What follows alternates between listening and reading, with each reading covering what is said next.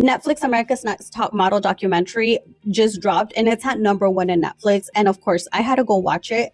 And let me tell you though, I didn't really see the show when it first came out, maybe like an episode or something. So I'm kind of watching this from a different kind of eyes.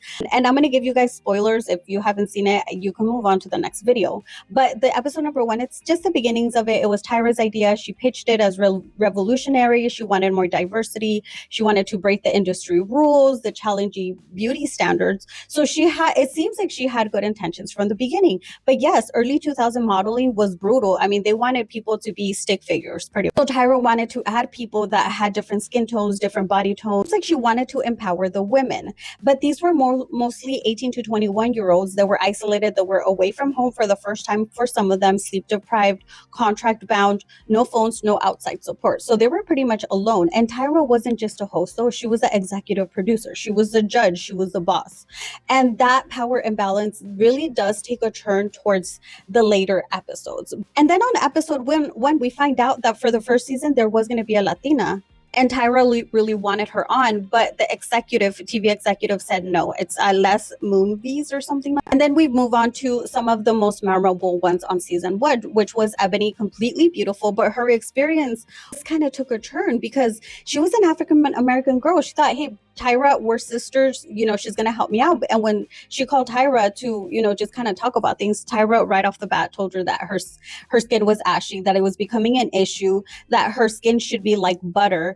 And it just lands different today. Like, I can't believe she said that. The criticism about how her skin supposedly looked in the pictures, all that was horrible. And she's a beautiful girl. Her skin was beautiful. And then she decided, hey, I'm going to switch it up. Yes, I'm going to do more body oil, which we know now it's so beautiful for your skin. But then the girl started complaining about it. So it just felt really racially challenged.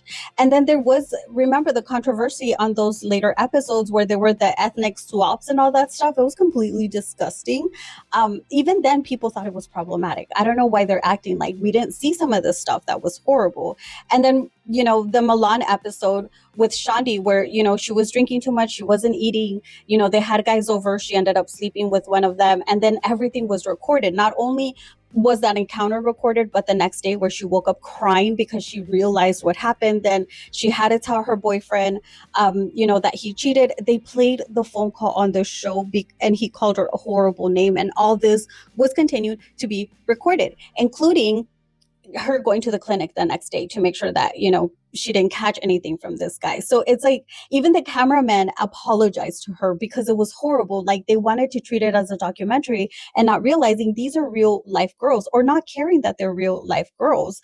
And then of course the Tiffany moment where Tyra was screaming at her, I was rooting for you. And they try to switch it as, oh, Tyra was a big sister. She really cares. She was trying to help her out. And, she was upset with this. But at the same time, though, it wasn't that. It was public humiliation. Like she was humiliated by who else? Tyra Banks. Then the whole tooth thing, where they were changing these girls' faces and one of the girls wanted to keep her gap tooth. And I feel that because I used to have a gap in my teeth when I was younger and I did like it. I embraced it. But then they made her feel like if you don't fix it, you're going to get kicked out. And she does it and she was upset. And then the next episode or the next season, I'm sorry, they actually opened somebody else's gap more. So I cannot imagine how she must have felt, like the punch in the gut to realize what they're doing because it was all for views. And then we see later on, I think it's in season 2 or 3, where Jay Manuel has a problem with the productions. Like he was kind of tired of it. He sent Tyra an email that we're supposed to be a team.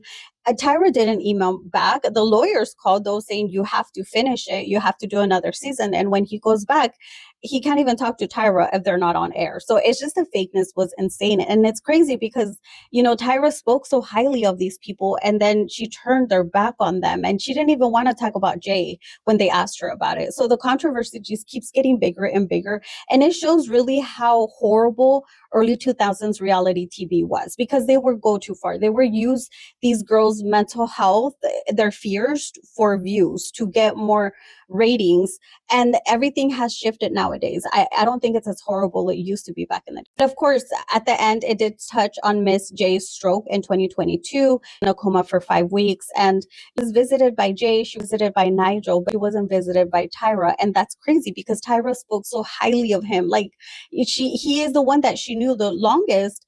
For her to not be there when he needed the support more was really heartbreaking to see. And it really changes the way I view Tyra now more than ever. It's like she speaks highly of them, but she used them. It was her baby project, but it kind of went into a whole different thing. And at the end, she ended up being kicked out, which I didn't know that before. I didn't know that she had been fired. So this is crazy, completely worth it. Watch all three. Now I'm waiting for the E1 next. I really want to see that one because that one's not going to include Tyra. And I think people are going to be a little bit more honest, which I can't imagine being any more honest. But anyhow, this video is long enough. Go watch the show. Let me know what you think in the comments. And don't forget to like my video, share it, follow me for more True Crime and Stories.